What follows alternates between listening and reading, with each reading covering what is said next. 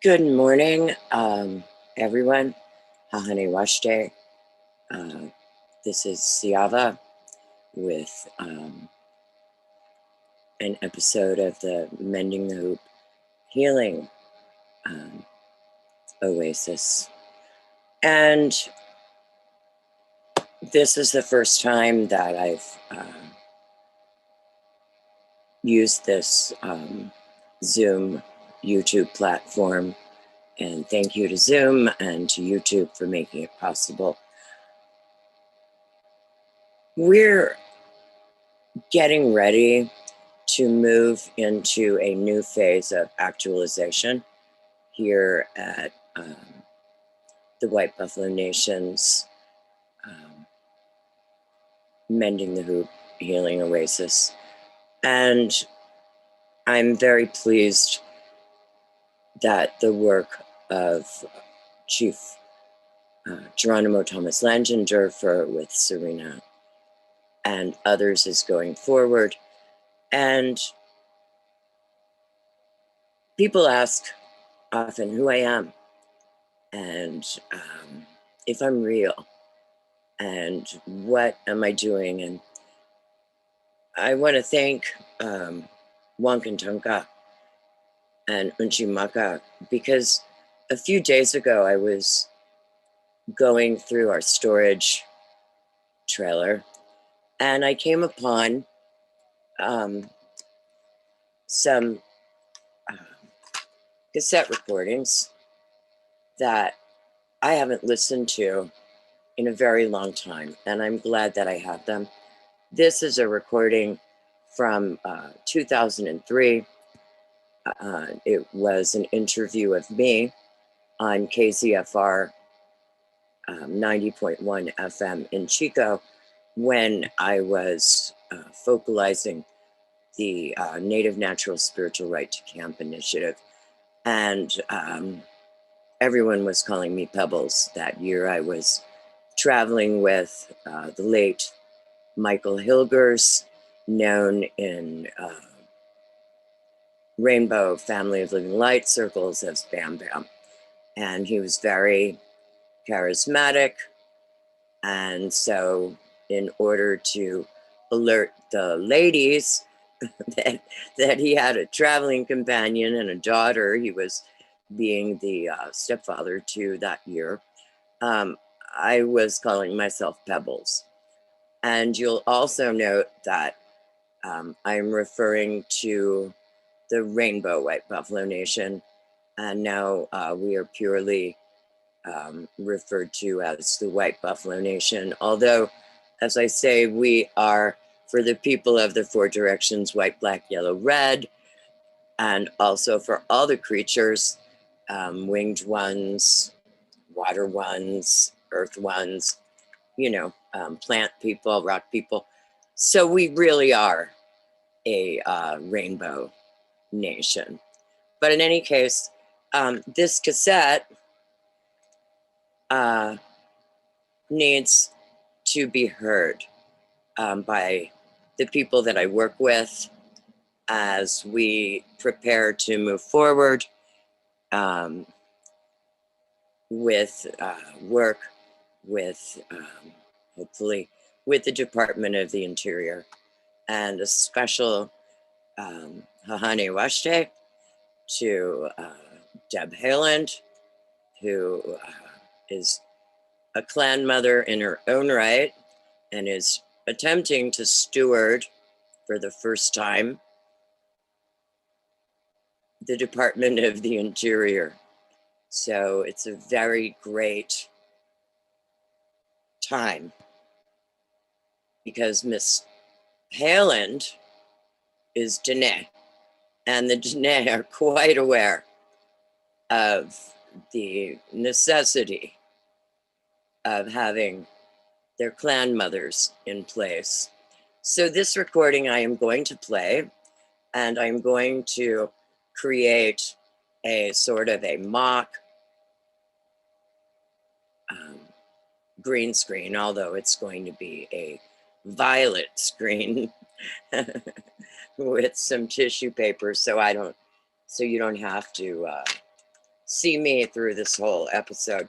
And then I'm going to play this so that, hopefully I'm going to play this so that I can capture this audio. And let's see. So this, I was focalizing what was called NOMAD'S AID. And it's nomad is a better word than homeless, particularly because when I dropped in, as I prefer to say now, then dropped out in 1993, it was for spiritual and ethical reasons. It wasn't because I couldn't hold down a job or anything like that.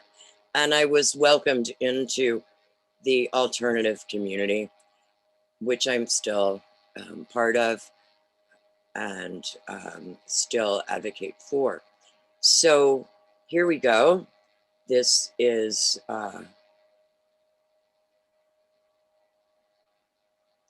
my story, and it puts the work that I do now into perspective. And sometimes I feel a little bit like, wow, I was saying that 18 years ago, and where are we now? And after we listen to this and in future conversations, where I will be joined by others of my tribe, including Chief Geronimo and Serena Heatherly and others, and perhaps even the Honorable Deb Haaland will join us and tell us what it's like to finally, as a woman, as a matriarch, to be running the Department of the Interior, which was for so long part of the problem in red country, for the people of the Red Road. And I want to remind people who ask that I'm Jewish, and we are a tribal people too, and I'm a Seam. So, and we're all indigenous to this earth, unless you happen to have come here on a starship or come in through a portal. That's a joke. So let's get started. And this is from 2003.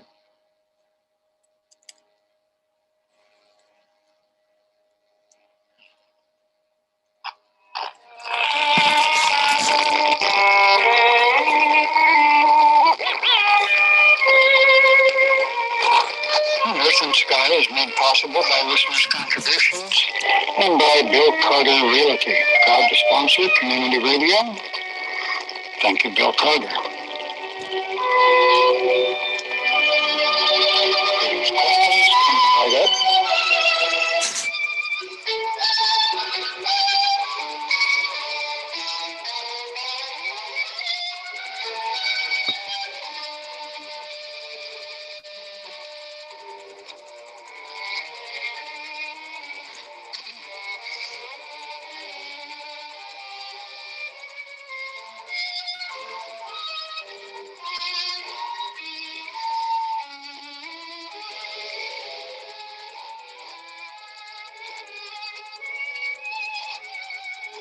Welcome to the September 3rd, 2003 edition of Freedom's Questions.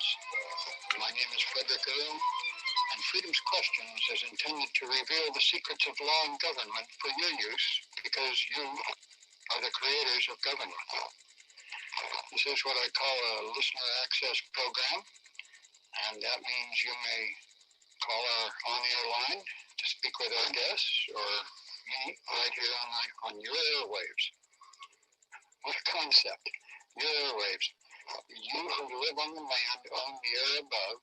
You went down to the county recorder's office and registered the land, thereby giving it to the state for the privilege of being able to pay fees and exactions of all kinds for the use of it, except for what's under the surface, because that still belongs to the Queen of England, and you must pay royalties for that. But hey, we do have the airwaves, and we voluntarily pay the subcorporation known as the FCC for the privilege of being regulated by them. What a deal. You just have to love living in the land of the free, home of the slave. Still, the best place on earth. How does it feel to be one of the privileged few? Tune in right here at 90.1 FM every Wednesday evening at 5:30 for the latest details of the story of the crumbling of the legal wall and the restoration of the wall of the law. Wake up the watchman on the wall and you'll find yourself rubbing the sleep out of your eyes. This is the hour of the time. Last week I said, to begin understanding, you must know that the law is what is written on your heart. It is your conscience. It is what you know to be right. It is ancient. Let right be done. Let me add what our occasional guest Sherwood Rodriguez has concluded in his recent devastation of the color of law, titled Order of Collateral Estoppel, with right shall / must be done. And I know that some of those terms, such as color of law and collateral estoppel, are not of common usage, so unless you have a law dictionary handy, you may want to discuss them. But if you don't mind, let's wait till we have Sherwood on with us again, because it'll be more fun, and we'll also talk about the contents and meaning of his order. You will enjoy that, and it'll be freely available to you for your use when the Let's Pretend government steps on your toes. It's many, many ways that people are striking back at the empire. Wish I had the time to share more of these things that come my way every week, but the best I can do is to answer your emails and letters, so please don't hesitate to communicate with me, and I'll do my best to help fill in some gaps. Obviously, I love spreading the news, so email me at frederick@kzfr.org. That's FREDERICKE, the @ KZFR.org. And my address is on KZFR's website at kzfr.com, which is a little simpler. Scroll down the Who We Are page, and you'll find the name Frederick Earl. And you can also post me by postal mail, or reach me by postal mail. Posting it is okay. KZFR. And you can get that address by calling 8950706 during the day.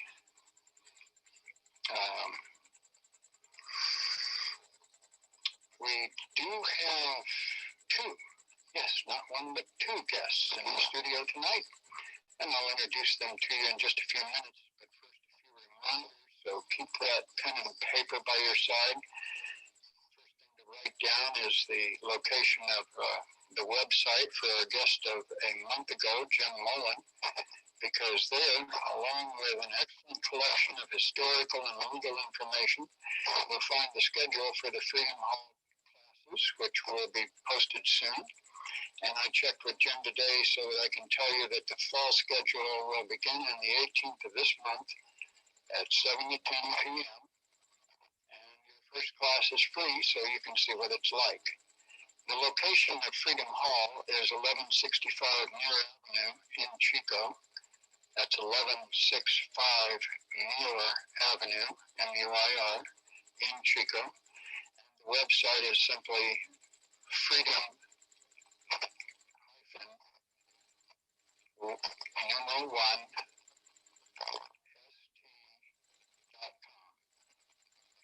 Freedom-1st.com.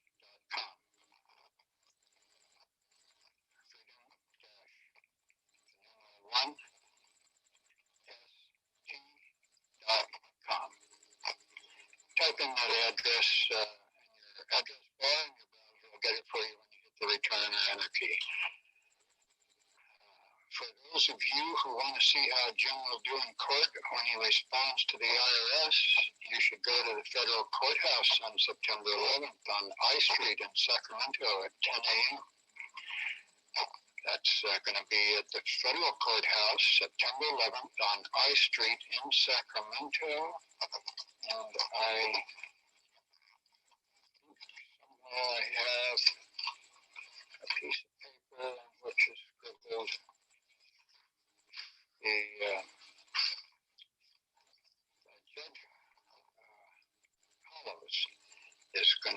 judge. I'm told by one of his clerks that CD recordings are available at what he termed a reasonable price from the electronic recording part of the court there. So we'll find out about that. Maybe we'll be able to play it for you on the air. They said they wouldn't allow me to record it with a tape recorder in the courtroom, so I can't help there. I guess in federal courts, they really don't want the word to get out about what they're doing. But at any rate, tonight we have, as I said, two guests, actually three, in the studio with us, and both of them are going to talk about devolution. Another word we don't use much, and when we do, it usually infers something negative.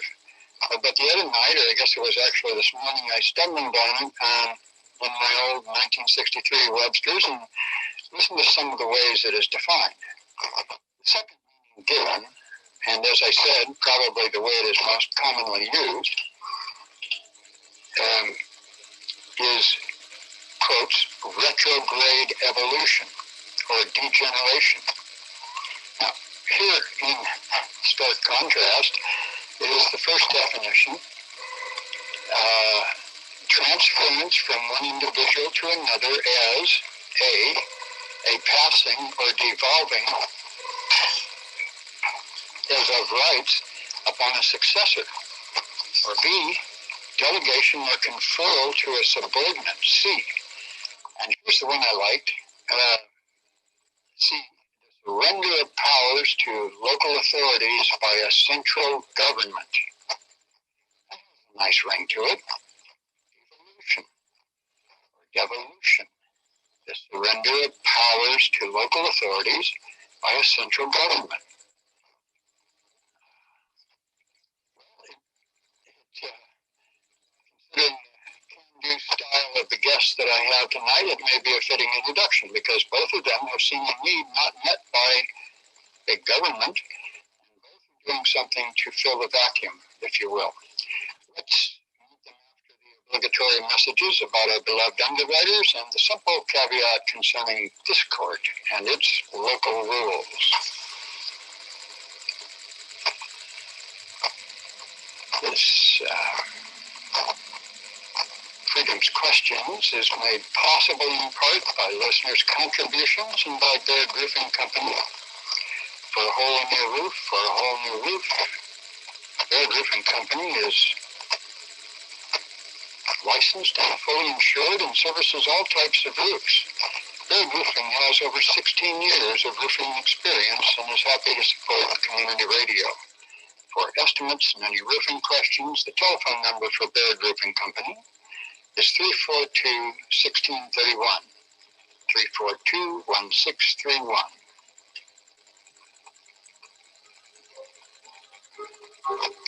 The opinions voiced on this program do not necessarily reflect the views or opinions of KZFR, its staff, or underwriters. Its staff, volunteers, board, or underwriters.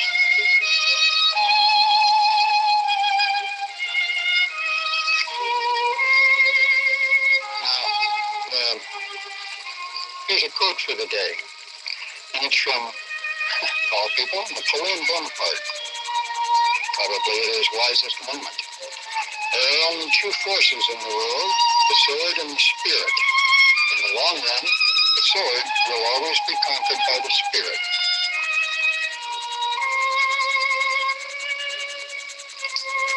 Thank you, Napoleon. Well, let's talk to the first of our two guests. This gentleman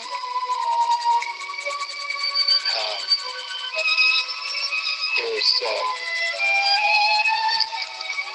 doing some very interesting work.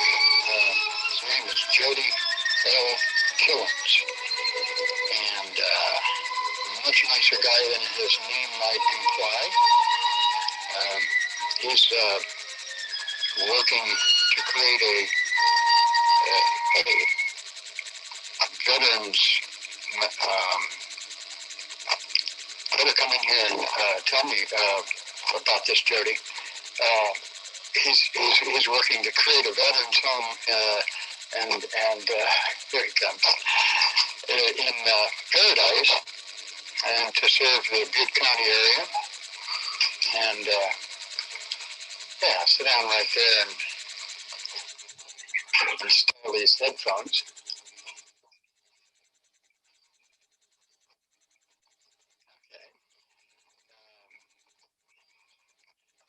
Jody is U.S. Army retired. He's working on. He's actually created a nonprofit 501c3 public charity. It's called New Hope for Veterans, a National Heritage Foundation. And this project is to help veterans by bringing health and wellness programs to community-based settings and their families. As I said, Jody, U.S. Army retired, was born in Ireland, migrated to the USA, and so grateful to America for allowing him to become a U.S. citizen that when the war broke out, he wanted to do his part. 9 military campaigns, wounded in 3 conflicts, having served in the Falkland Islands, Grenada, Panama, Russia, Desert Shield, Desert Storm, Kuwait, and the Iran conflict, Germany, Korea, and Thailand. This guy did better than see the world. Having served in the U.S. military 22 years, a Silver Star Award, and many more. Now he wants to help other vets of all wars adjust from the trauma they've suffered and help them adjust back to the country they fought to defend. Some 300 million veterans suffer from some sort of drug or alcohol problem. Near death many times, he now vows to bring hope to many vets, and like himself, his goal is to help vets who have given so much for us. Wounded with a life full of stress, he keeps giving to others, and he's keeping hope alive. So, welcome, Jerry. Thank you. Yeah, get right up to this microphone. I'll even turn it on, and there you go. Well, good evening, folks, and how are you on this lovely evening here in Chico, California? For as long as you served in the United States Army, you still remember where you came from, obviously. Oh, yeah. I would never give up my country of birth, but today, in today's society now, America is my country now. All right. Well, maybe you could tell us a little about what you're doing here. Oh, yeah. Well, I'll read a bit here from this here. Okay. The purpose of NOMADIC for Veterans, it's a national heritage foundation. The purpose of NFA Veterans is to help veterans by bringing health and wellness programs to community-based settings. Our special projects, a part of our NFH Veterans, is one of the projects is to build a retreat in the local community here, up in Black Paradise, with you, or up here at least in Butte County. Our projects begin with veterans will learn how to cope with their lives. NFA Veterans will work with other agencies helping veterans to enter the job market and get homeless veterans off the street and back into society. How NHF Veterans work is the National keeps 10% of the funds. It's the national newsletter, which includes incarcerated vets at no cost, and 10% for operations, and 80% of each dollar goes to do the projects in the local communities. Local dollars stay local. Like example here in Butte County, or Northern California, according to the 2000 census, there are 23,000 vets in Butte County. This is about 10% of the population here. A 2002 study by Chico State University social work program found there are around 300 homeless veterans in the street of Chico at any time. Of them, to 30% are vets. There's one town, this is just one town here in Butte County. According to the Veterans Affairs study, nearly 65% of the nation's 300 million veterans suffer from some sort of drug and alcohol problem. Nearly half of the homeless veterans suffer from some sort of substance abuse problem. they say in the programs between here, between 1995 and 2002, the VA substance abuse treatment programs took a $323 $323 billion cut at 48% decrease in funding. Why NIH Veterans was founded, to bring health and wellness programs to community-based settings. And we are now asking for donations from the local community here.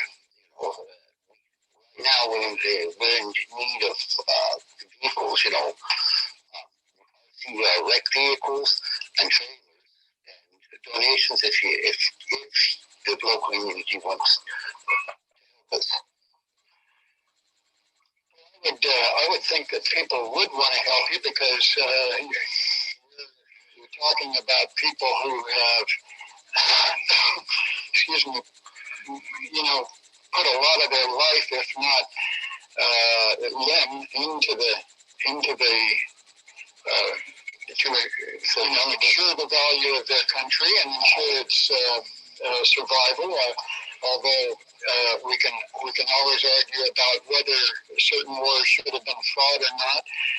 The fact is that most folks, didn't lay on the railroad track to stop the troop train or whatever. So apparently they went along with that, and we therefore have a lot of veterans who come back severely and not so severely traumatized, the ones that made it back alive, and in need of help of some kind or another. And right from the very beginning, even in the Mayflower Compact, it was said that the community would always take care of, for the rest of their life, anyone who served in defense of the community. Right. I agree. It's in the original charter of your country, that veterans were supposed to get land grants. That's right. Land grants in this country, and for services rendered for the country. She could see what the government is doing to us veterans. Yeah. What's happening to us. I mean, a lot of us are struggling and fighting against the establishment here, to bring,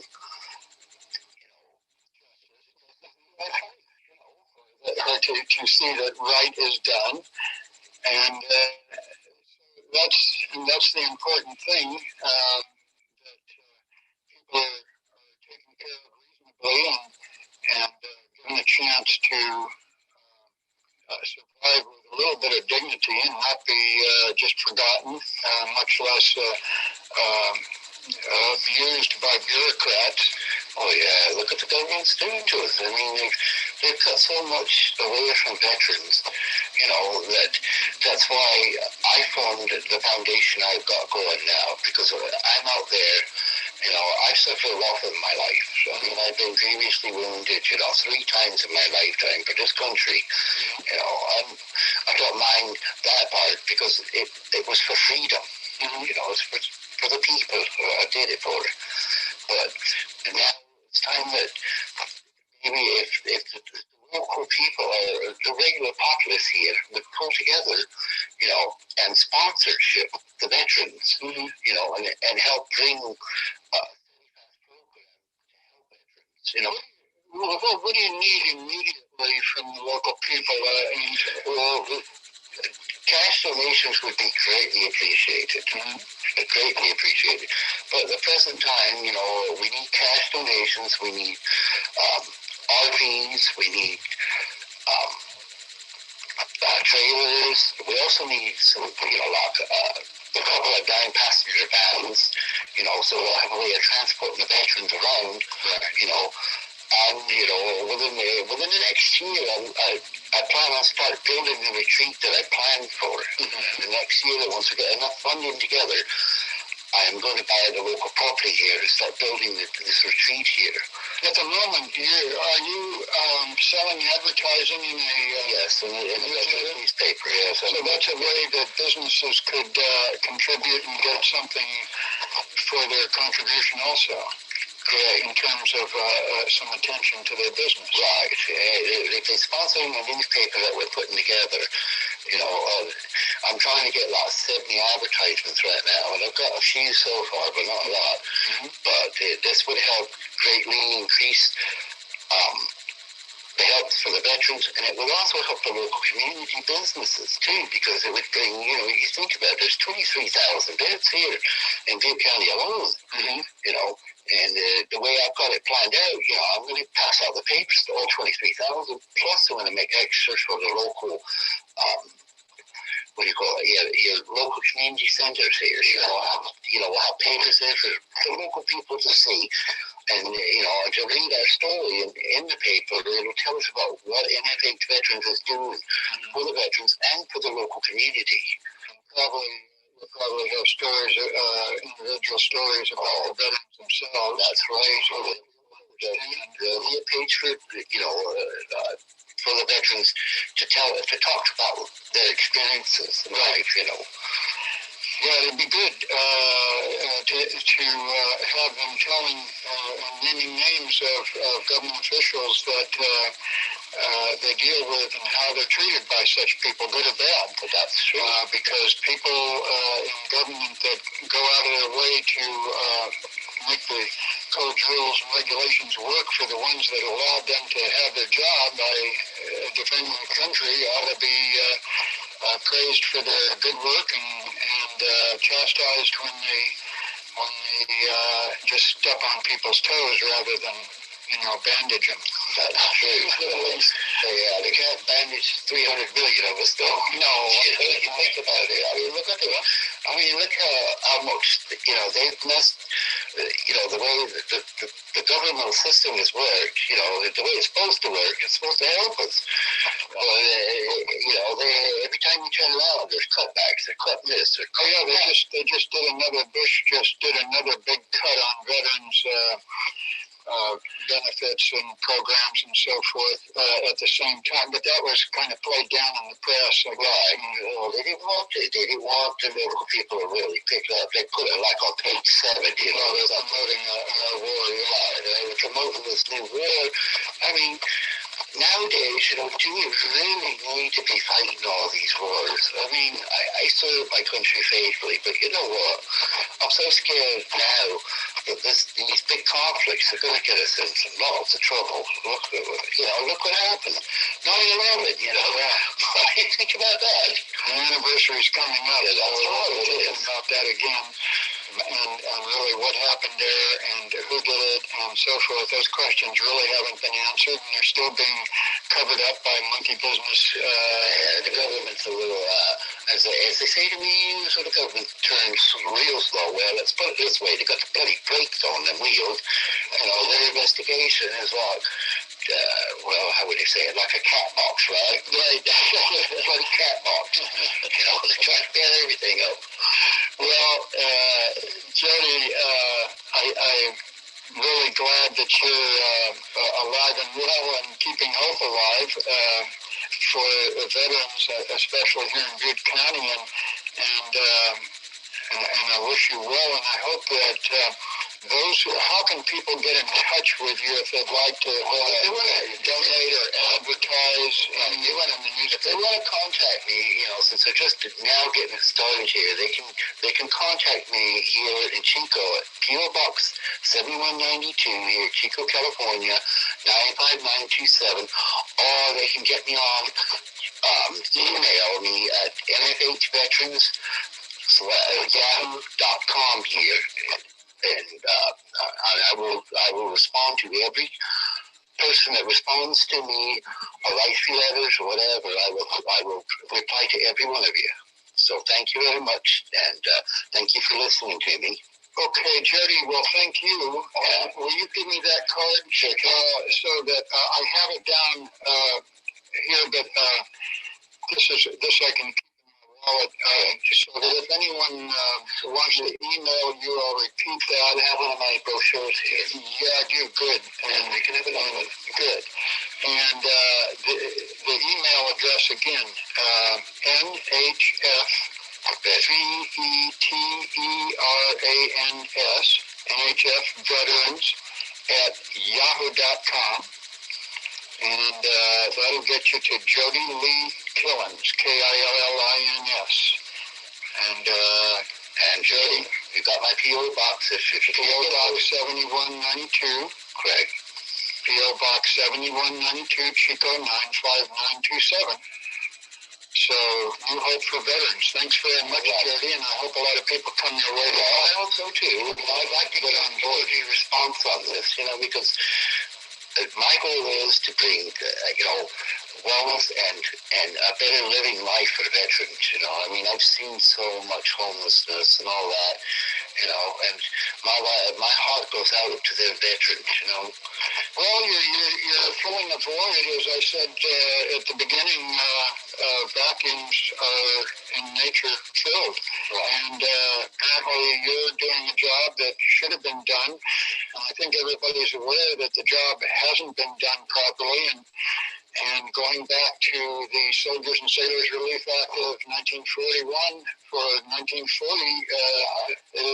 our veterans would be productive and valuable property-owning people if they had been treated according to law, which is still in effect. And so that's another thing that veterans need to become more aware of. And we've talked about that on this program with our friend Michael Grady down in Florida. So we'll be looking forward to seeing some progress in that area too.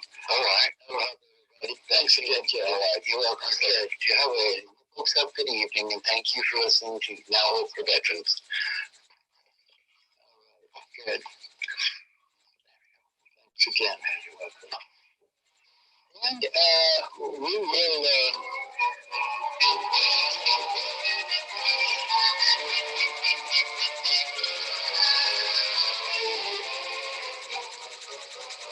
We'll be right back with our next guest in just a moment or two.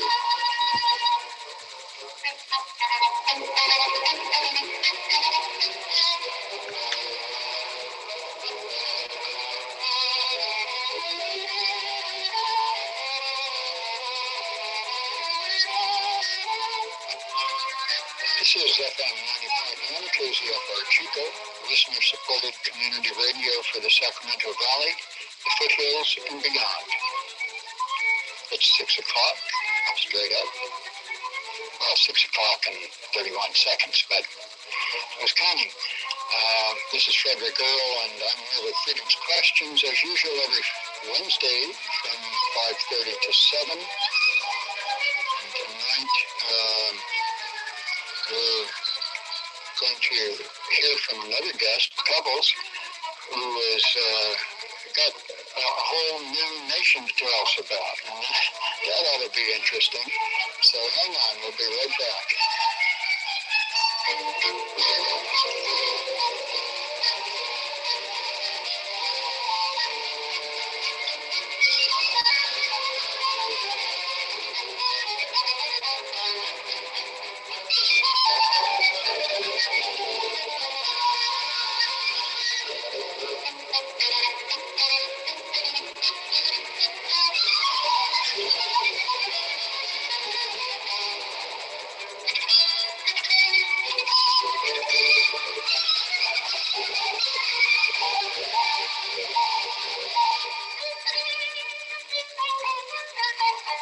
Okay, here we go. We've got Pebbles with us, and she'll welcome to Freedom's Questions. Thank you, Fred. It's nice to be here. It's good to have you. You impressed me with your knowledge of both history and some of the stranger aspects of our legal existence, if you will, in America today, or at least on American soil.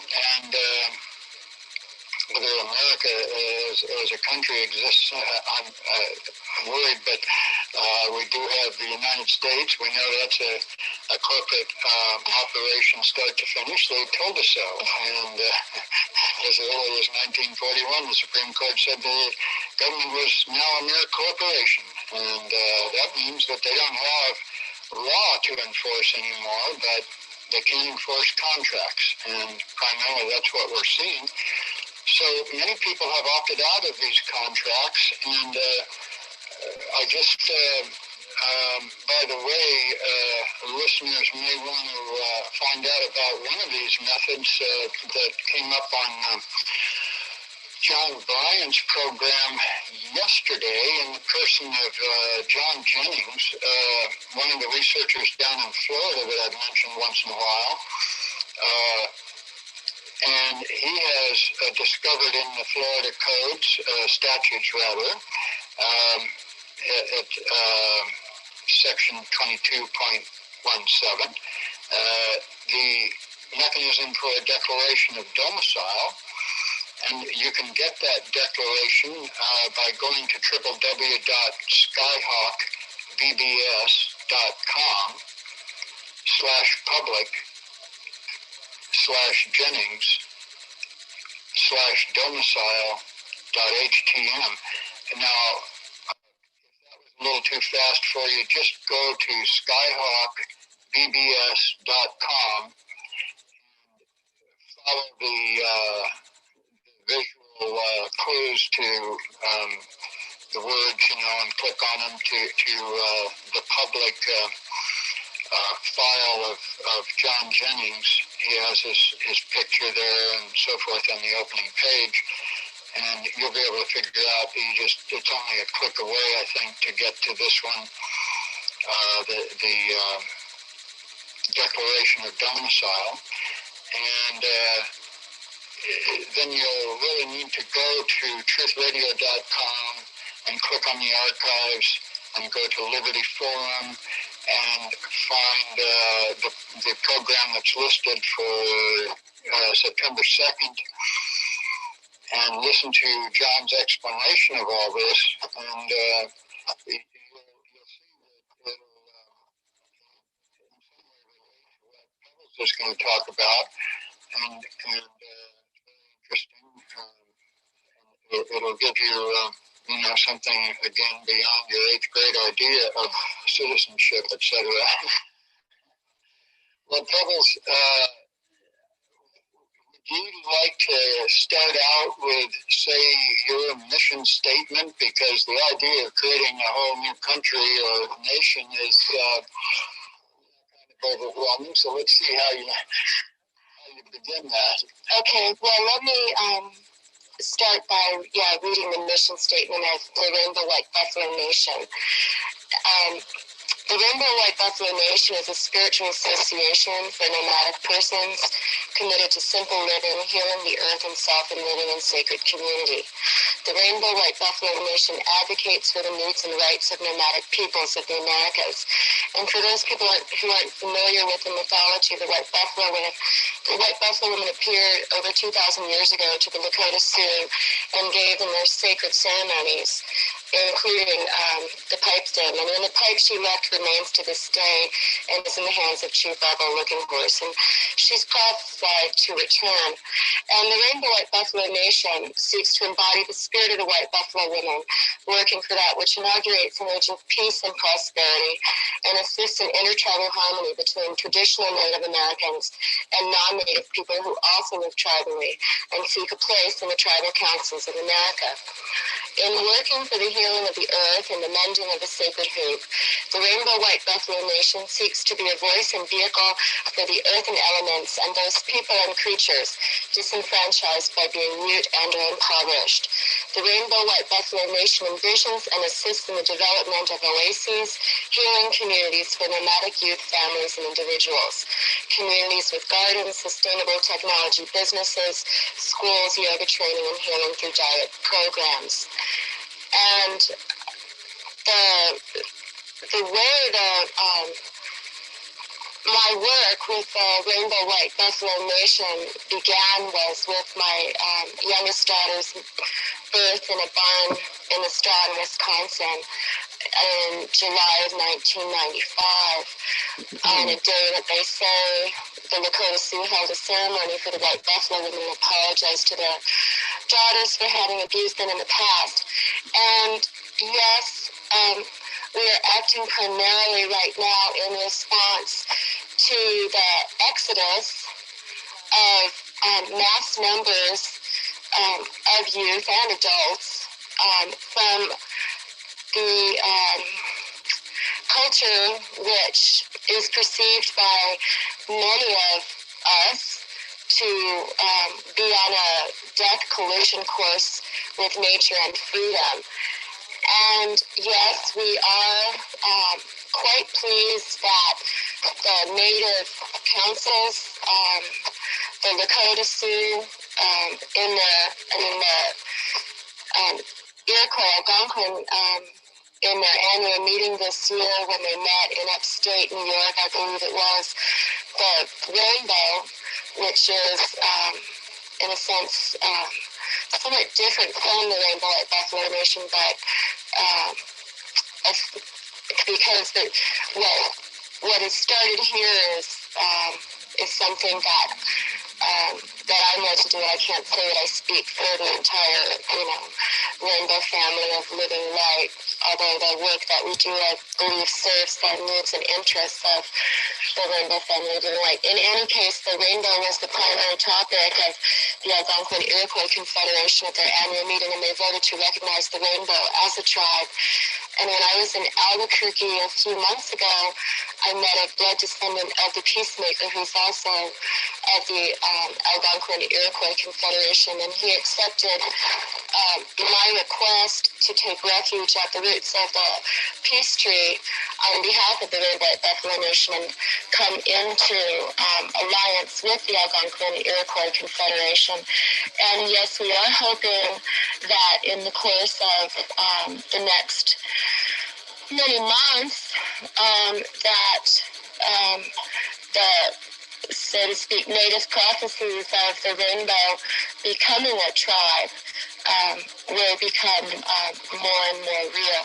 And yes, the implications of that, in a sense, imply almost a kind of a dual citizenship, and perhaps a return to, or I guess finally a coming into the tribal councils, into recognizing the indigenous government here, and we, rainbow people who are people of all colors and backgrounds, in a sense becoming Native American also, and then having the same perhaps limitations on our sovereignty rights as other Native Americans, but we are increasingly seeming to have the backing of Native Americans to support our desire to operate as tribal people.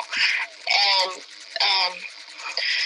the main focus, I guess, when I'm talking to people across the country about the work that we're doing, I have a very short statement that I use, and I go, "Hi, my name is Pebbles with the Rainbow White Buffalo Nation and the One Mind Foundation, and we're focalizing for a new wave of sustainable communities for America's nomadic youth, families, and individuals, so that by 2011 there'll be no more people sleeping behind bushes or under bridges across America unless they so choose." Because I don't know what other people are seeing, but I am seeing wave upon wave of people saying no, thank you to corporate America. They want to live in community. They want to live in ways that they believe are sacred and are healing to the earth. And thousands upon thousands of youth who are quite conscious, I call them people of conscience, are living on the streets across America, and they are being persecuted when they go to roll out their bedrolls at night. by vagrancy laws and anti-camping laws. And our response to that, since part of our mission is to advocate for the needs of nomadic people of conscience, is that we are launching what we see as a nationwide spiritual right to camp initiative, which is going to hit the streets in Santa Cruz, California. And it's going to be snowballing into a California statewide initiative, which is why I'm also speaking about it here in Chico. And I'm also asking for support from the community.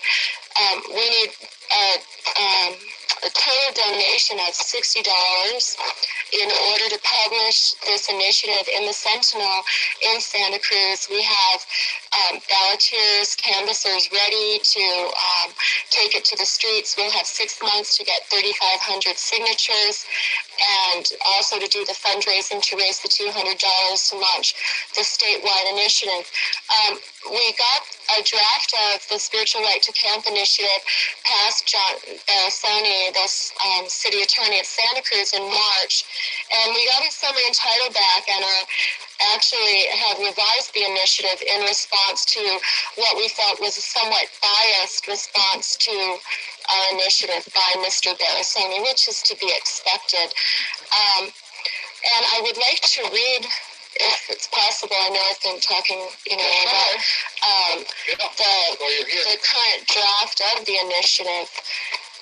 And what we're talking about is not overturning the camping ban, but creating a special, or recognizing, because the Constitution already recognized our rights. So let me read the language that we're talking about. And we have already interest in San Francisco, in Telluride, all around the country. Nomadic activists are saying, yeah, we would like to do this too. And so here's the draft so far, and we're totally looking for input and ways to improve it as we prepare to put it on the street. The Spiritual Right to Camp Initiative. Addition to existing language of Code Section 6.36.020, camping permitted. If, in order to practice your religion, you live outdoors or in a vehicle, you are a spiritual camper with constitutionally guaranteed inalienable God-given rights, which take precedence over lower municipal, state, and federal laws. One need not belong to a particular church, religion, or organization to qualify as a spiritual camper. Article 3, Amendment 1 of the U.S. Constitution states there shall be no laws made which prohibit the free exercise of religion. Also, the Constitution guarantees the right of the people to peaceable assembly, which spiritual camping also is, and the right of the people to petition the government for a redress of grievances. Article 6, Amendment 4 of the Constitution guarantees the right of the people to be secure in their persons, houses, papers, and effects against unreasonable search and seizure, which means that police may not seize the property of or destroy the camps of spiritual campers. Those campers who are living outdoors as an expression of their religious and or ethical convictions, following such masters as Abraham, Jesus, John the Baptist, and saints and sages of all religions, such as Buddha, Mohammed, Mohammed, Krishna, and other more contemporary spiritual, ethical, environmental teachers who advocate simple living in a tent or vehicle, or simply the voice of one's own conscience in order to practice self-actualization or happiness, shall be immune from and not subject to municipal, state, or federal laws banning camping, as such laws are a violation of said constitutional and God-given rights.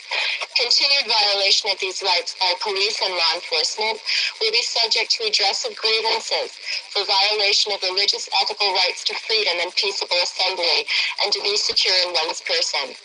Also, fines against spiritual campers practicing voluntary poverty constitutes cruel and unusual punishment under the constitutional definition and shall not be practiced therefore. Spiritual campers in vehicles or tents, or in any other circumstance of shelter, shall respect city noise, vandalism, trash ordinances, and must ensure no danger of fire entails from cooking at a camp. Said campers shall be assisted in their efforts to find suitable spots to practice their religion. Therefore, the following camping is permitted. Those persons who camp in the city of Santa Cruz, whether on public or private property, who are spiritual campers exercising constitutionally guaranteed freedom of religion and peaceable assembly, shall be permitted to sleep where they feel so called. Spiritual campers in vehicles parking in residential areas shall respect city noise, vandalism, and trash ordinances. Police shall inquire as to whether a person is a spiritual camper, and on determining a person as a spiritual camper, shall refrain from ticketing or destroying said person's camp or property. The next paragraph may or may not be included because it's kind of incendiary. Violation by authorities, house dwellers, and merchants of the rights of spiritual campers shall be subject to a fine. Those persons who can prove... Oops. I'm going to pause for a second and point out that this initiative is still viable, and that I hope that as we go forward in alliance with Chief Geronimo Thomas Langendorfer and the Department of the Interior, that finally we will be able to see this protection of the native natural right to camp. And I also just want to say, until I return to the interview, that we were advised by spiritual advisors when we came to Nevada in 2004 and chose to stand up to incorporate as the White Buffalo Nation, with the implicit understanding that we are a rainbow White Buffalo Nation, that we are for the people of the four directions, white, black, yellow, red, who are here for the mending of the sacred hoop and the healing of the earth. Okay, let's go on listening to this program. It's really, I haven't, this was 18 years ago, and I wrote a song, a poem that goes slowly. Things change so slowly, and I want to scream in this slow motion dream. Break free to a new reality. The rocks resist the coming tide, and yet they turn to sand that slips softly through the hands of a child at play. But slowly, things change so slowly. And maybe one day, Abel and Cain will give up their pain, and we can all live in peace and harmony again. Back to the interview with Pebbles, which is very small tonkas, because tonkas means rocks. And I also want to mention that Wakan Tonka, the name of Great Spirit, means sacred rock. To remember, all of us, that we are made from the dust of the earth, that we are made of rocks. And that's why we honor Great Spirit as the sacred rock. Rock of ages, you could say.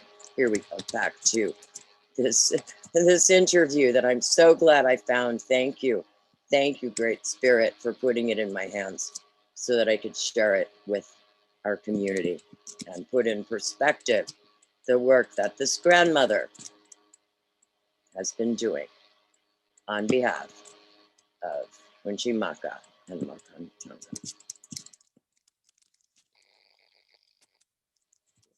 Oh, let's turn, that's why it has to get turned over.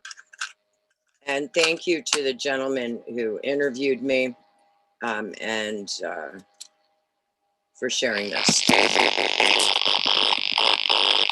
spiritual, ethical, environmental teachers who advocate simple living in a tent or vehicle, or simply the voice of one's own conscience in order to practice self-actualization or happiness shall be immune from and not subject to municipal, state, or federal laws banning camping, as such laws are a violation of said constitutional and God-given rights.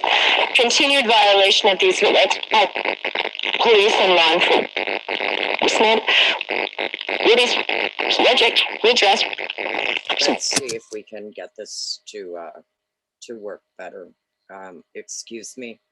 As I said, part of the reason that I'm doing this program right now is because the only existence that I have other than contacting the station, and I do hope that there's no violation of copyright of playing an interview that I was part of. Let's see if we can get this. I'm using a mini, I'm a journalist, and I'm going to also promote an upcoming program. I'm looking forward to having Miss Ashley Adams and potentially Angie Shirley and the district attorney of Eureka County, and response from the sitting sheriff of Eureka County, Jesse Watts, as we explore the call for a recall of Eureka County, Nevada, sitting sheriff Jesse Watts. And that will be upcoming.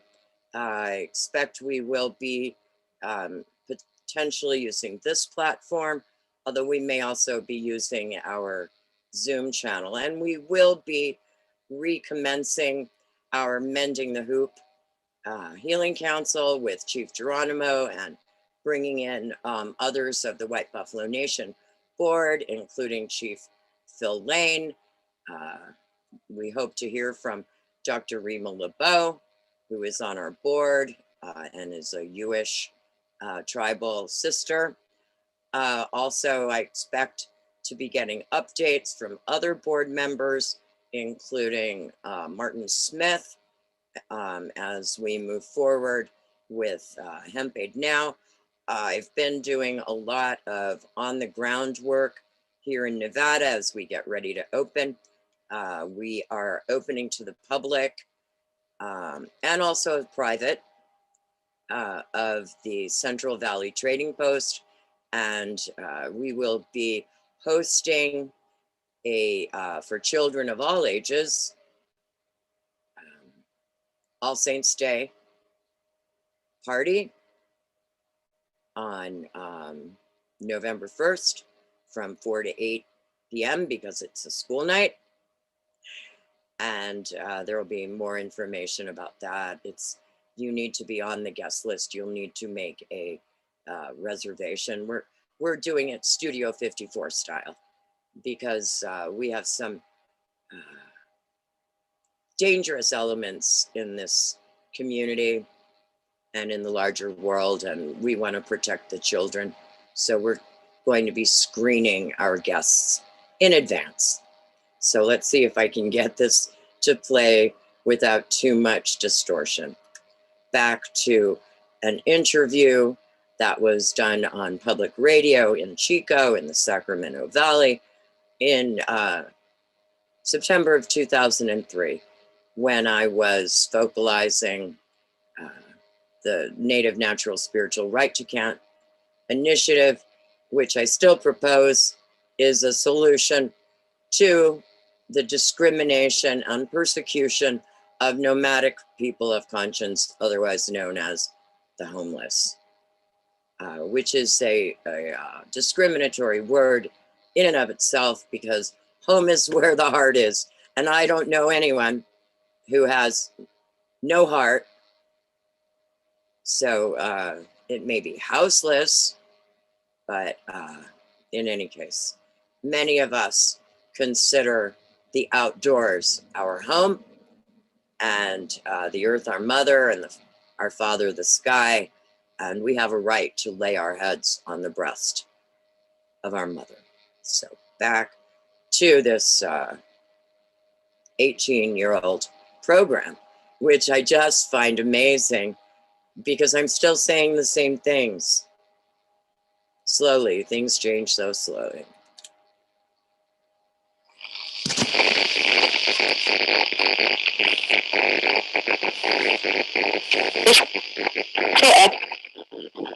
Environmental teachers who advocate simply living in a tent or vehicle, or simply the voice of one's own conscience in order to practice self-actualization or happiness shall be immune from and not subject to municipal, state, or federal laws banning camping, as such laws are a violation of said constitutional and God-given rights. Continued violation of these rights by police and law enforcement will be subject to redress of grievances for violation of religious ethical rights to freedom and peaceable assembly and to be secure in one's person. Also, fines against spiritual campers practicing voluntary poverty constitutes cruel and unusual punishment under the constitutional definition and shall not be practiced therefore. Spiritual campers in vehicles or tents, or in any other circumstance of shelter, shall respect city noise, vandalism, trash ordinances, and must ensure no danger of fire entails from cooking at a camp. Said campers shall be assisted in their efforts to find suitable spots to practice their religion. Therefore, the following camping is permitted. Those persons who camp in the city of Santa Cruz, whether on public or private property, who are spiritual campers exercising constitutionally guaranteed freedom of religion and peaceable assembly, shall be permitted to sleep where they feel so called. Spiritual campers in vehicles in residential areas shall respect city noise, vandalism, and trash ordinances. We shall inquire as to whether a person is a spiritual camper, and on determining a person as a spiritual camper shall refrain from ticketing or destroying said person's camp or property. The next paragraph may or may not be included because it's kind of incendiary. Violation by authorities, house dwellers, and merchants of the rights of spiritual campers shall be subject to a fine. Those persons who can prove their religious, spiritual, ethical, constitutional rights have been violated since enactment of camping ban laws shall be able to file suit for restitution of damages from said authorities, merchants, and house dwellers. Now, why is all this so important right now? Personally, and I don't mean to insult anyone within government because I'm sure everyone's doing the best that they can. Some of us who are the spiritual peace community, who are practicing simple living, voluntary poverty, being peace pilgrims, are feeling like the environment that we're existing in is somewhat similar to that in, you could say, Nazi Germany, that the Gypsies and the Jews experienced. And the people of the streets who are dropping out, as they say, for conscience reason, and the spirit on the streets is generally there's a very strong camaraderie, very beautiful sense of community, but it's a sense of being on exodus with sometimes nowhere to go and being persecuted for being homeless when you know that basically you are a conscientious objector, one might say, and working to change things for the better of the community and the environment. So we're working on a few fronts. The Spiritual Right to Camp initiative is one. The other thing that we're working on is we're focalizing for a wave of benefit concerts similar to Farm Aid. And we are in the process of doing outreach to the established arts community, the rock and roll musicians, everybody from Crosby, Stills and Nash, Ray, the Rolling Stones. And we have a 501c3 that we're affiliated with and have been working with called the One Mind Foundation. I just want to pause for a second. I find it really hilarious. Everyone who knows me knows that now I've organized Earth Aid Now and Hemp Aid Now, and I now have a signed Willie Nelson guitar, and I am on a mission to save the world through rock and roll. And so again, this is a shout out to Neil Young, and special congratulations to Daryl Hannah. And Neil, I'm so happy that two such fine, beautiful people have gotten together, that Neil Young found his heart of gold in the amazing Splash Woman, who, along with Jane Fonda, is not afraid to get bracelets that are handcuffs. So I'm still saying the same thing years later. And a special shout out to John Earth of the One Mind Foundation. We are not at present working with him, but thank you so much, John. And somewhere I still have that list of the private addresses of rock stars. And we will be having our first newest Spirit Rising film, music and arts festival and Fandango and Barter Fair and Gem Show next year around this time. And I'm keeping my fingers crossed that the Push and Luck Band, which is Terry LeBlue of droughtmasters.net, who is the originator and the patent holder of atmospheric water generators. He holds the patent on the process of making potable water from dehumidification coils. We'll be here. And that we will also be doing the filming of the Poor George saga. And I hope that the Nelson family will be represented. It will be a one-shot wonder production, which means it's improv. You get in character, the cameras roll, and that's it. And if you make mistakes, it's all in good fun. It's all in good fun. All the world's a stage, and we're all players. So back to this program that was recorded 18 years ago. And remember, personally, everybody says, how old are you? I say I'm eternal. I'm 28 in hippie years, because thanks to my esteemed teacher, who shall go nameless here because he doesn't like publicity, I was rebirthed and received the name Seava in 1993, which makes me 28. In hippie years, which stands for highly intelligent person, performing, practicing infinite enlightenment. Why infinite enlightenment? Because we live in an ever-expanding good multiverse. So let's go back to me talking 18 years ago and see what I had to say. Wow. Okay, let's hit play. Also shares the goal of sustainable communities for nomadic people.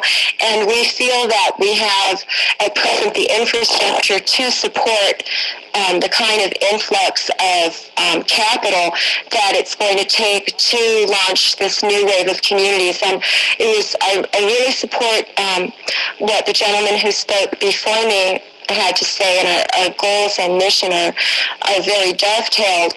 And I'd also like to mention that within the rainbow community, that we have quite a few veterans who come to the National Rainbow Gatherings, and that we also serve the veterans community. Well, it does. There's a couple, lots of things, and maybe some of our listeners will want to ask you questions or give you some feedback about this and what you've brought up so far. The number for that is 8950167, 8950167, and you'll be live on the air with Pebbles and myself, Frederick, or Fred. I'm simple. Now, one thing, Pebbles, that occurred to me as you were just talking, I hadn't thought of it the other night when we spoke on the phone, but is that you're presently living in this style, and here in this area, you're staying at a farm and working. Well, it's been hard to get a hold of you because you're working picking fruit and at farms. Right. Right? I'm living at, and I'm glad you mentioned it. Thanks. I'm living at the Freedom Farm at the moment in Flournoy, which is near Corning. And I want to mention that Susie and the folks out there who do Tahima Gold olive oil, that there's a barn fair coming up at the Freedom Farm the weekend of September 18th. And Tahima Gold is an underwriter on KZFR. And Lorenzo is a longtime friend of mine, probably 20 years or more that since I first met him. And he's not with us now, but his work obviously is. That can never be, that'll never go away, and we're grateful for it. Well, so what I'm wondering is there, and we do have a caller, but caller, hang on for just a moment. What I'm wondering is it possible that people could do things like the Freedom Farm and privately create the opportunity and the land for people to travel from one farm to another, or one place to another, and be insured of a place to stay. And the reason I say that is that it would also create a community that took care of itself and kept itself from annoying other folks who chose different lives, and so that's exactly what we're envisioning and praying for and seeing happen. And part of the purpose, as these benefits happen, I should mention, as large sums of monies come in, that we're seeing that beyond the simple livers' salaries or whatever is appropriate to participants, that half the profits from the benefits go towards a land trust fund to help existing communities become perhaps properly owned for a functional community, and also for the land to be held in a sacred way, which is like one trust. And then the other half of the funds, we're looking at a general assistance fund for nomadic people, so that we can help people from within the community itself, and also be an umbrella for sustainable businesses, so that likewise, rather than, say you're a biodiesel company or you're a tofu factory or you're doing something else which is of benefit to the community and the environment, that your profits don't have to go back to the government, but they go into the community. And so that's another of our functions. More and more ways are being found to operate privately, and John Jennings, who was on Truth Radio and has been doing the research in Florida in particular, is one of those people that teaches how to do that. And Howard Griswold is another name to look for on John Bryant's Liberty Forum archives, if you want to hear, and I mean anybody wants to hear information about that. Caller, thank you for waiting. Yeah, Fred, this is Kevin. Hi, Kevin. Welcome. How you doing? Listening to the two guests here, I just get the impression that a large percentage of the population is kind of throwing the baby out with the bathwater, because our problem is not really corporatism. Our problem is a really fairly small group of predators who have put themselves into key positions in government that stand by and allow these ridiculous laws to be enforced. I mean, Thomas Jefferson said, basically any right that is against any law that's against individual rights is illegal, unconstitutional.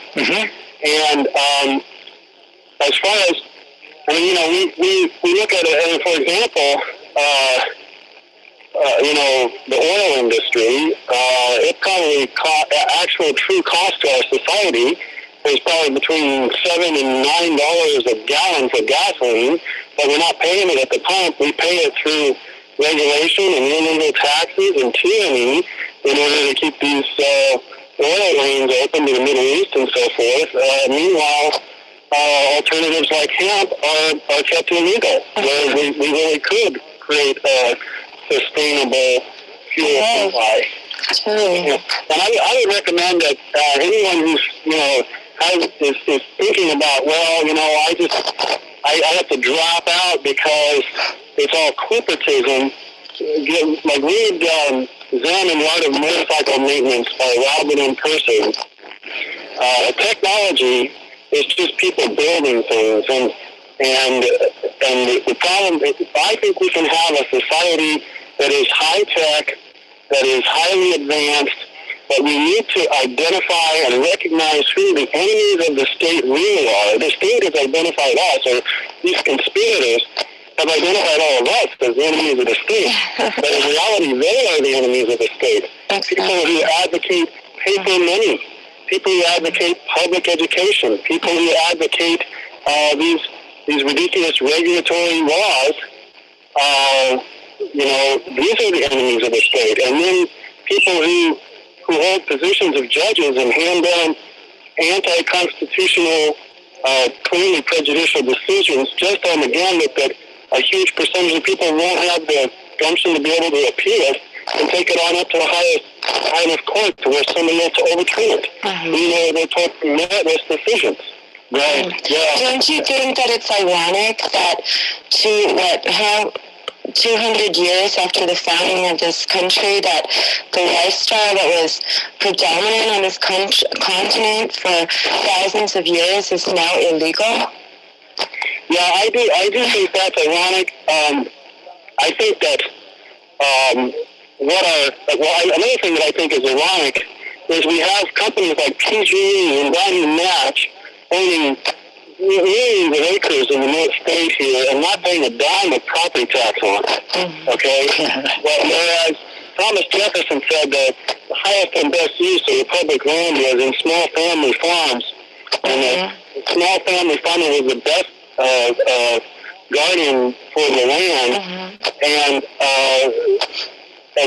now we have you try to get a little piece of land, you're going to be taxed right out of existence.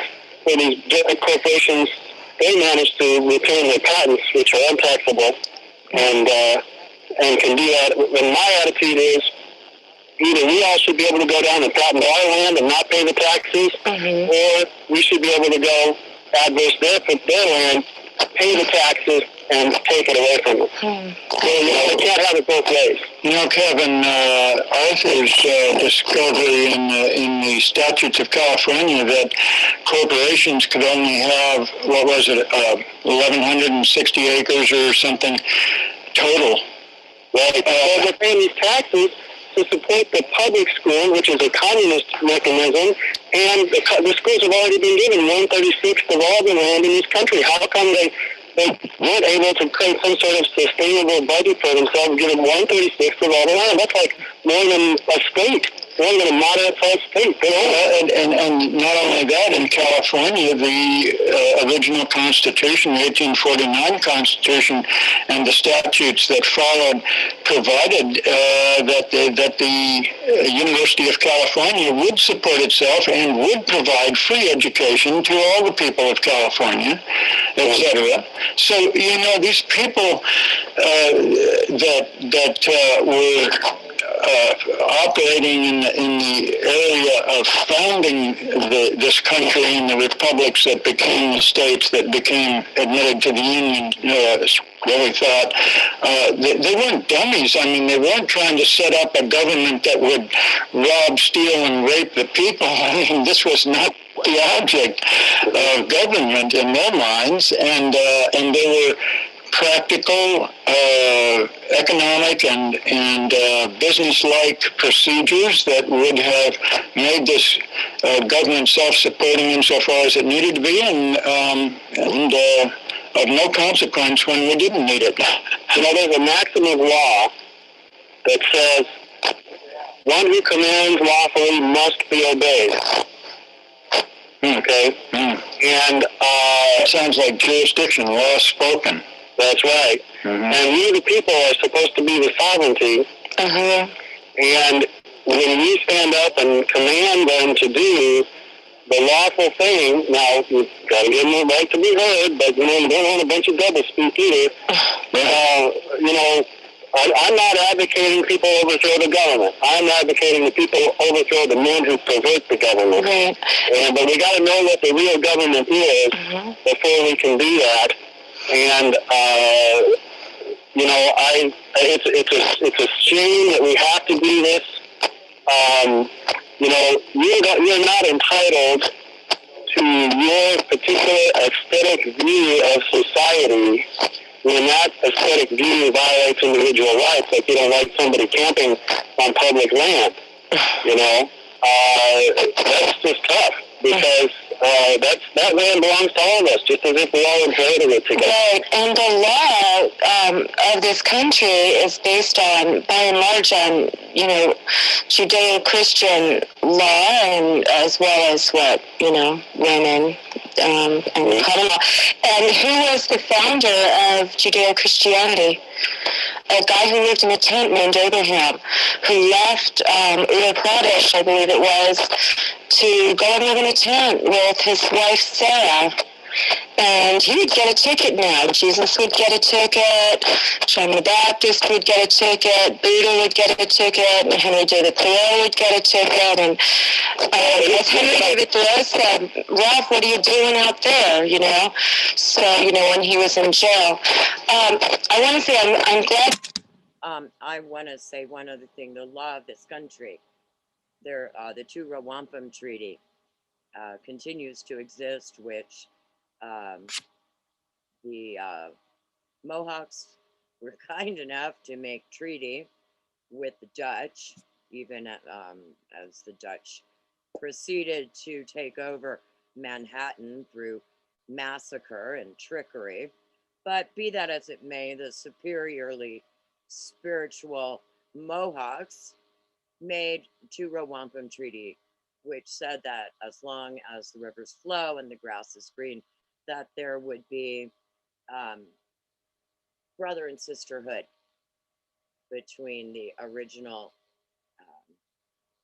caretakers of Turtle Island and the guests, those who have come over, like my people, who on my father's side, the Feuderans, after the diaspora apparently, and after the Roman harassment in alliance with the Sanhedrin, traveled to France. And we Feuderans lived in France for quite a long time until persecution led us to go to Russia. And then we came to these United States. And I'm very happy that that I want to thank my ancestors, particularly my grandfather, Bernard Friedman, who really walked in the tradition of grandfather Abraham, and gave me the mind to oversee the law, so that I was able, as a layperson, to write the Spiritual Right to Camp Initiative without going to law school and becoming a member of the British Accredited Registry System, also known as the bar system. And no offense to friends of mine who are attorneys, I really love the law, but back to my point, which is that there was a functioning, and there is a functioning government here across the Americas empire, Turtle Island. And America is a very old word. It did not originate with the Europeans. That's a lie. The Algonquin Iroquois Peace Confederacy was established by the peacemaker, who was able to resolve the wars of the tribes across Turtle Island and had everyone bury the weapons of war at the foot, at the roots of the great tree of peace. So that is the government of the Americas. Turtle Island has always been under the authority of the peacemaker and his sister, known as White Buffalo Calf Women. And I won't go say any more about that right now. But I wanted to mention that because we have had a problem with the alliance between the Romans and the Jews, as opposed to the Jewish people, because there is no J in Hebrew. We've had a problem with the usurpation and domination of Romans in alliance with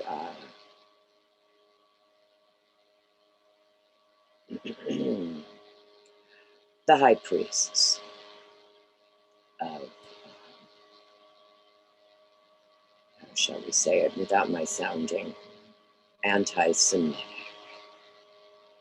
minority relatives who put gold and silver above the value of life.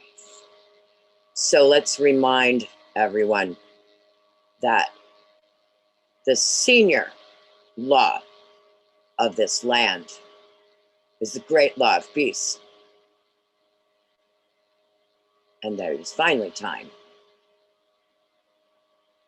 for the Two-Row Wampum Treaty to function properly with the elder relatives above and the younger below. And no longer shall the U.S. run the Two-Row Wampum Treaty, the original peoples on one side and the younger relatives on the other, and run it like a railroad track across Turtle Island, decimating all in its path. No, no, no, no, no. We're going to turn it on its side like a wampum belt with the original peoples on the top, because they still have the sense to say, no, that's not good for Unchimaka. And they have their clan mothers in place. Because I hate to break it to the Romans and the scientists of Zion, Zionists, let's translate the word, Zionists, scientists. You can grow babies in a test tube. You can clone, just like Eve was a clone. Give me a little piece of your rib and I'll make you a woman. They don't live very long, do they? Clones. You can only breed, you know, they wear out really fast. Cuckoo, cuckoo. Where does my standard joke is, and this is a short episode of Rainbow Comedy Central. When men are able to, excuse me to my younger audience, ejaculate their magical seed, and babies pop out of nowhere, and the stork comes and delivers them to households. You can tell me that men make babies. Yes, you give the spark. But as far as I know, it is the female who brings forth life. And I know it's a disappointment to the egos of those with how shall we say this delicately, male organs, but great spirit, Wankan the bringer of life, the giver of life, is your mother. Stop saying he all the time.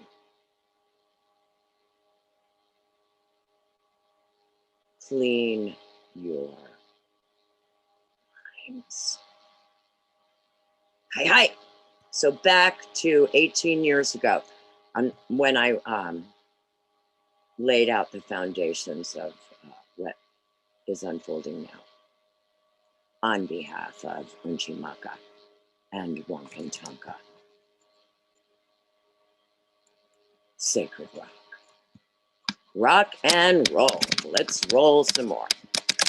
Issue of farms, besides the Freedom Farm, I remember that I spoke to my friend Wayne from the White Buffalo Farm in Paonia, Colorado.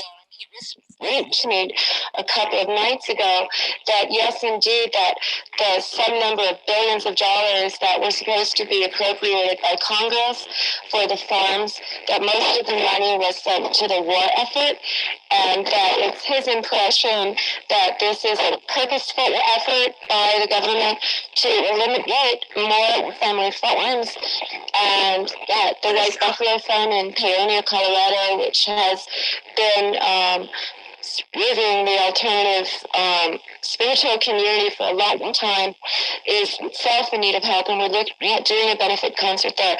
If anyone has questions about what's going on at the White Buffalo Farm and is interested in either serving there or helping with their financial crisis, you can call Wayne at 970-527-3041, and I'm sure he'd be happy to tell you all about it. Give that number again. The number at the White Buffalo Farm is 970-527-3041, and I believe he said there's also an equinox celebration coming up out there with sweat lodges, and he even told me it's a really chicken story about the White Buffalo woman physically manifesting out of a fire in the sweat lodge and walking out the door. So sounds like there's some very unusual, profound things going on out there. I'm looking forward to visiting in person because I haven't been there yet with my daughter. And since this recording, I was there.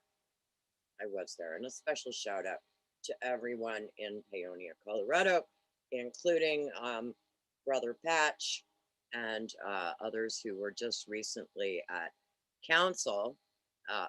Henry Fiddler, special shout out to Henry Fiddler. And Henry, we are going to be having a fiddling contest here. And right now, you have the throne, and anybody who wants to show their fiddling licks, right now, Henry is the sitting champion, dun, dun, dun, dun, and there will be a prize. And if Henry wins, he gets the prize. Anybody thinks they can out fiddle Fiddler, go for it. Okay, back to our scheduled program. Well, Kevin, thank you for your comments. I don't know whether you...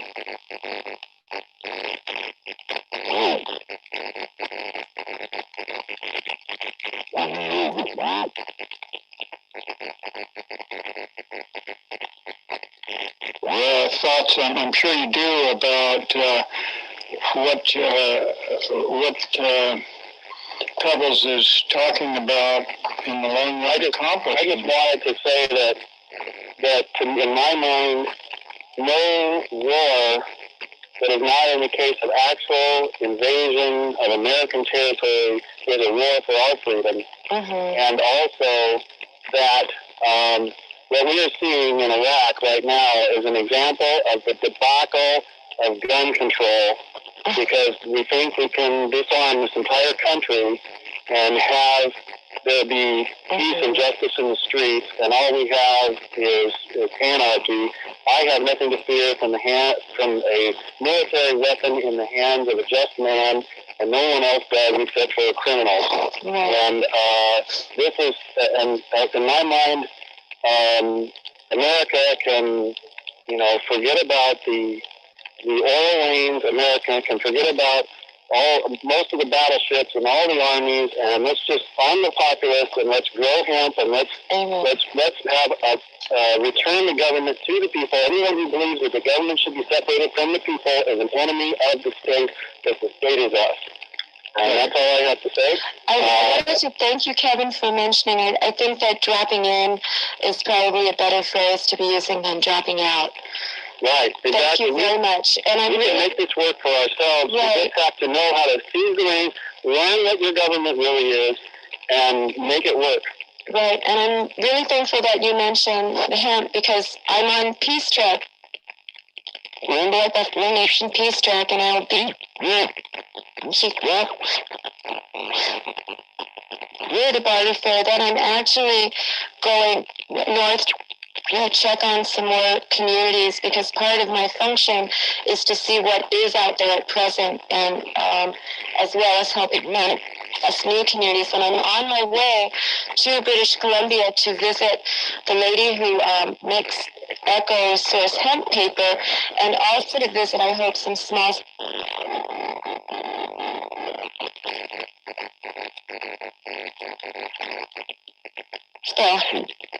hemp farms, and learn how to do the hand retting process for fiber production, because in sustainable communities, as Gandhi realized, in order to be free of what he termed colonial oppression, one needs to be able to grow one's own clothes as well as make one's own fuel, and etc. And I agree with what you said in Jack Herrera, that hemp can definitely heal the earth. And I also want to say that Chico, in some ways, despite... Okay, I want to take a pause, because that trip never happened, but I did end up, this is a bag that I wove, and right here, this is, let's see if you can, this is hemp that we grew here, and I spun by hand. And this is hemp paper that I made with Home Now hemp fiber. I grew it, I made it, and it's really strong. It has no glue, no additives, nothing. And so again, this is kind of funny how life moves forward, considering that I just finally did it myself, thanks to Congress and the Farm Bill making the growing of hemp legal. And isn't that amazing? That we set our sights on a vision given to us by Great Spirit, who is our inspiration.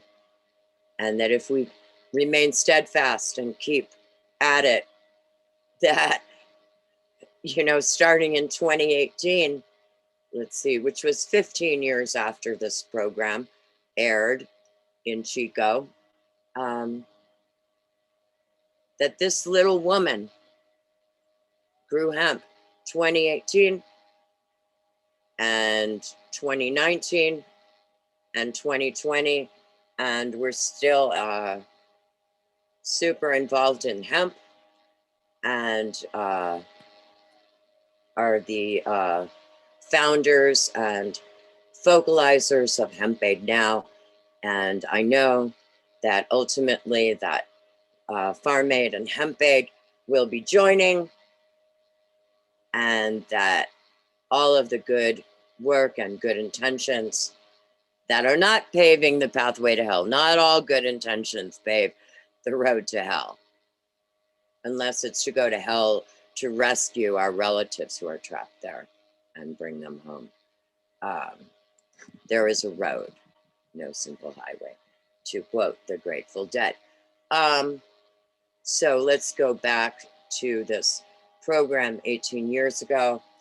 And I also want to mention, you know, people go, well, that's my idea. That's my idea. And the way that visions are born on Earth often is when two or more share a vision. They each receive the same from the cloud of knowingness that is Great Spirit, where all knowledge, knowingness comes from.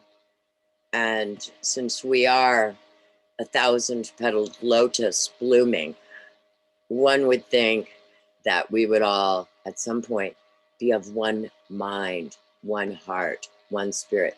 For what is the summary of the law? As Yeshua said, we are to love our Creator with all our heart, with all our soul, with all our mind, with all our strength, and love our neighbor as ourselves. Agape, agape, not orgies. That's not sacred. That's not sacred. You're not worms.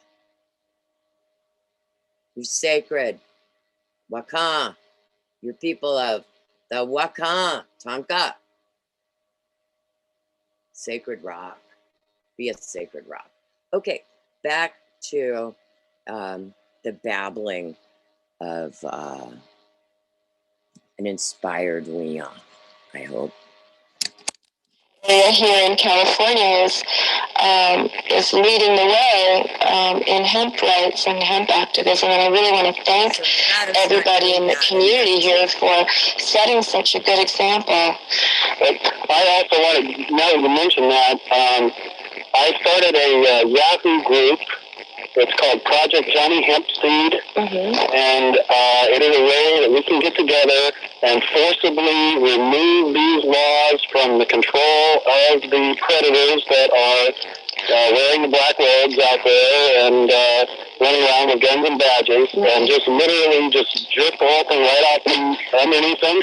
And all we got to do is get a small sacrifice from those few farmers that are out there, and we can just take this thing out of their hands. And that's the best way of all. I would very much like to hear more about that, and I haven't mentioned yet that we do a magazine called the Nomad News, and we're presently, since we're in startup, giving kind of free advertising to you know, good folks like you, and also taking articles. And I'd like to give you my email site, so because we're actually in the process of doing an issue more on hemp activism within these spiritual issues, because to me it's our spiritual right, you know, and it is a sacrament. So our email address is lowercase White Buffalo Nation, all one word, at USA.com. And we don't use that one so much anymore presently. I use White Buffalo Nation at gmail.com. Thank you. You can correspond with me on anything there, and also, like I say, I'm taking submissions for the Nomad News at that address. Thanks, Kevin. Right, can I give out a couple of... Oh, and we will be recommencing the Nomad News. Archival copies of the original edition are available at $5 a piece. They are, how would you say it? Collector's items. Collector's items. But the new Nomad News will be being published, and I'm here inviting Serena Heatherly and Maureen Rose Ice and McKenna and others of the board to help resume publication of the Nomad News as a project of the White Buffalo Nation in alliance with the Mendocino tribe and Chief Geronimo and Cochise, and also in alliance with Wellbriety, Don Coihis, who has done such amazing work. And I'm so pleased and honored to have completed at least one level of the Wellbriety training so that we can be a healing center as our Mending the Hoop healing oases become functional across the land. And also, we will be incorporating the recovery principles of our spiritual advisor, my sponsor, Chief Phil Lane, who has so amazingly himself healed from ritual abuse that he suffered and that his parents suffered in residential schools in Canada. And until we open the can of worms and without judgment, acknowledge what we've been through and that we have been trained by demonic forces to be both predators and prey and stop and become born anew. Die daily is my philosophy. Wake up renewed every day, newborn. Leave it all at the feet, at the tree of peace. Bury the weapons of war, which exist within our own minds and hearts and soul. But do not tolerate evil. If thine arm offend thee, cut it off. Duality is not good and evil, my friends. That is a lie. Duality is male and female, or female and male. 1, 0. The 1 representing the male principle and the 0 representing the female binary universe. We are the children of a good creator, of the Most High. So I've learned quite a bit. Quite a bit has been revealed to me. Thank you, Wankan Tanka. Thank you, Unchimaka. Thank you, Tankashala. And again, thank you to my relatives, to my ancestors, for the honor of living for you. We are each the fruit, the living fruit of trees of life. We are walking trees on Unchimaka, our mother. Thank you. All right, let's see what else was said 18 years ago. That's a 9. Oh, I like 9s. Oh, absolutely. Please do. We start out with yahoogroups.com /group